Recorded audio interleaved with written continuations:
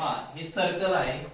सर्कलला एक केंद्रबिंदू असतो, त्याला आपण ओ नाव देऊ. केंद्रबिंदू म्हणजेच काय तर सेंटर पॉइंट. पहा, आणि आपण रेडियस काढले, रेडियसला नाव देऊ आर. एका सर्कल मध्ये असंख्य म्हणजे अनलिमिटेड आपल्या रेडियस म्हणजे त्रिज्या काढता येतात. रेडियस आर त्याला म्हणतात त्रिज्या. ओके, त्रिज्या. सर्कल मध्ये व्यास पण असतो. व्यास काढू आपण असा, हा झाला व्यास. व्यासला इंग्लिश मध्ये म्हणतात डायमीटर, आणि त्रिज्याला म्हणतात रेडियस.